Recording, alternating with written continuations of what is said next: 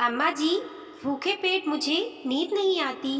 शाम होने वाला था, अंधेरा घिर आया था। घर की बहू विद्या फटाफट रसोई में हाथ चला रही थी। आज ननद नंदोई जी आने वाले थे। अब ननद नंदोई जी आ रहे हैं तो मौसी सास मौसा सास भी भला आएंगे ही।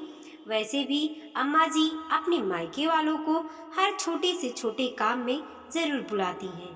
हाँ, ये अलग बात है कि ससुराल वालों से वो 2 गज नहीं, पूरे 2 किलोमीटर की दूरी रखना पसंद करती हैं। और यही हाल बहू के मायके वालों के साथ था। उन्हें तो बस खुद की बेटी और अपना मायका ही ज्यादा अच्छा लगता था। आज वैसे तो कोई खास त्योहार नहीं है, ना ही घर में किसी की सालगिरह है, पर अम्मा जी ने खास न्योता देकर अपनी बेटी को और दामाद को बुलाया था, क्योंकि उन्हें लग रहा था कि उनकी बेटी दामाद को आए हुए बहुत दिन हो गए।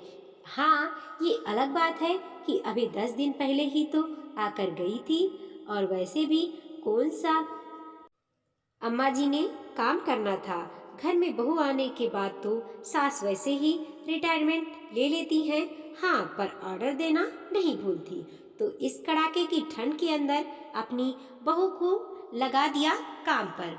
अब इतनी तेज ठंड हो और मूंग का हलवा और पकौड़ी ना बने, ऐसा थोड़ी ना हो सकता था। बस आज के मेनू में यही डिसाइड था। साथ में 3 तरह की सब्जी और पूरी अलग।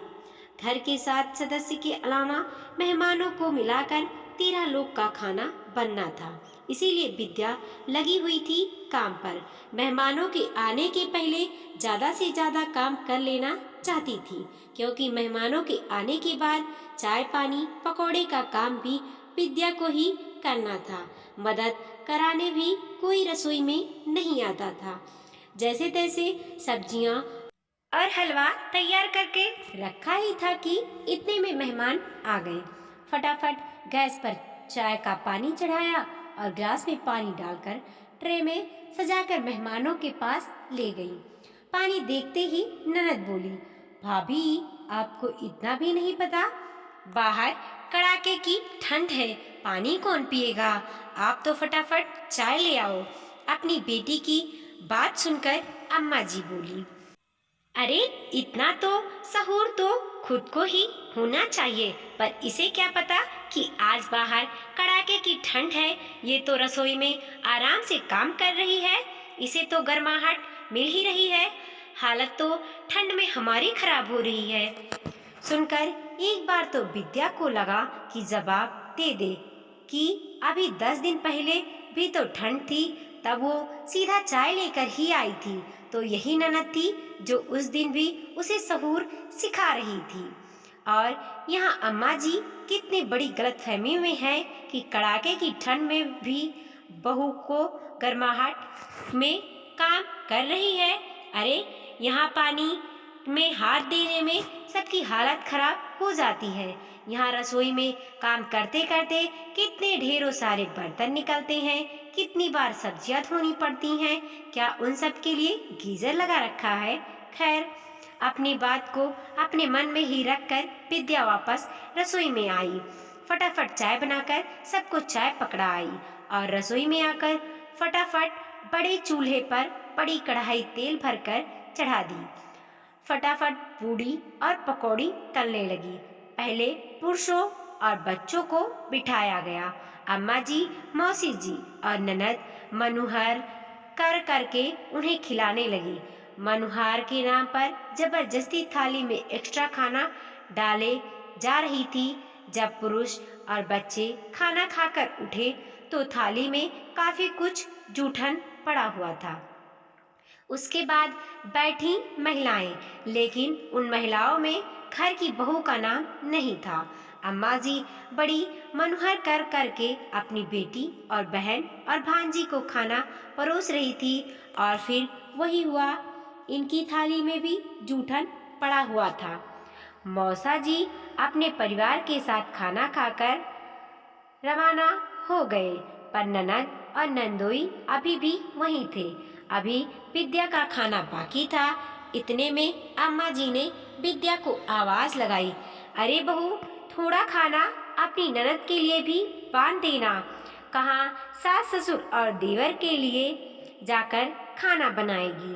विद्या ने खाने के बर्तन खोलकर देखे तो खाना इतना बचा ही नहीं था, पर अब अम्मा जी बोल चुकी हैं तो थोड़ा खाना पैक करना ही था, इसीलिए थोड़ा थोड़ा अपने लिए निकाल कर बाकी का सामान उसने पैक कर दिया। इतने में अम्मा जी रसोई में आई और पैक किए हुए खाने को देखकर बोली, अरे इतना सा खाना ही पैक किया है, इससे तो सिर्फ 2 लोगों का पेट भरेगा। तुझे अंदाजा नहीं है क्या, या फिर पकवान अपने माँ बाप के लिए रख लिए? अम्मा जी की बात सुनकर विद्या बोली, नहीं अम्मा जी, खाना इतना बचा ही नहीं, खत्म हो गया है। अरे इतने सारे लोगों का खाना बनाया था, खत्म कैसे हो गया?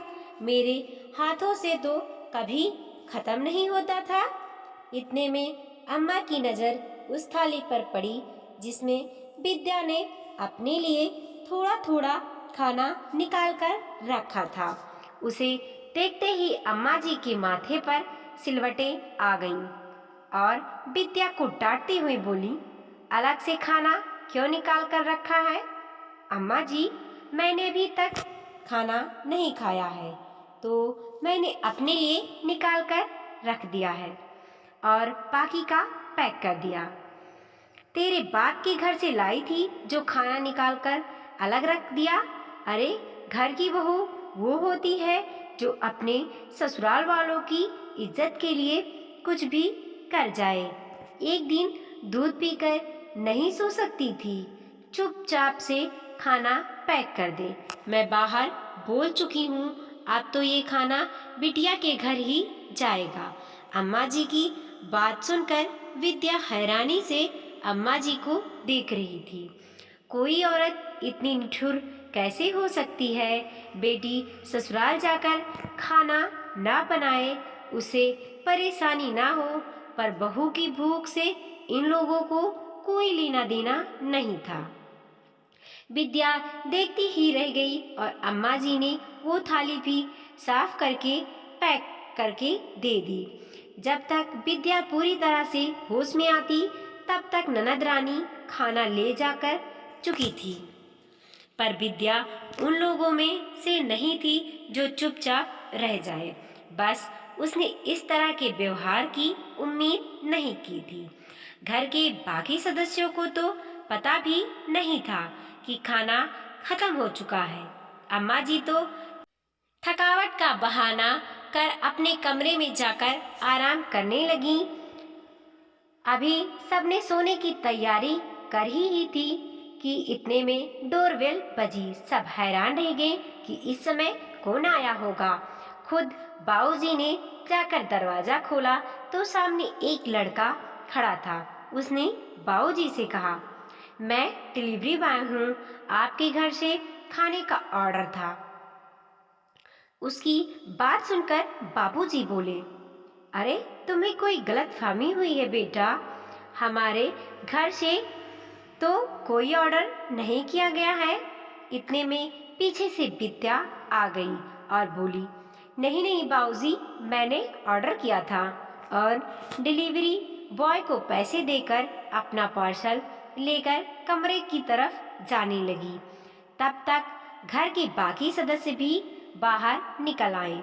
बाऊजी ने विद्या को रुक कर पूछा, बेटा आज तो घर में इतना पकवान बने हैं, फिर भी तुम बाहर से खाना क्यों मंगाकर खा रही हो? उनकी बात सुनकर विद्या ने अम्मा जी की तरफ देखते हुए कहा, हाँ बाऊजी, पकवान तो बने थे पर घर की बहू के लिए नहीं थे।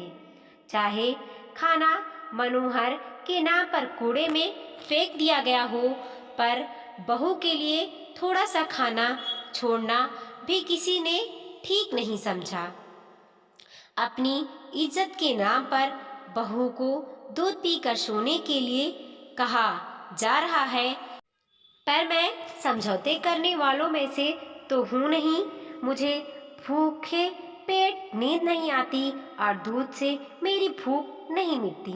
रात के 10 बज रहे हैं और दोपहर से इतनी मेहनत करते करते मैं थक चुकी हूँ, इसीलिए अपने लिए खाना ऑर्डर कर लिया, कहकर विद्या अपने कमरे में जाकर खाना खाने लगी।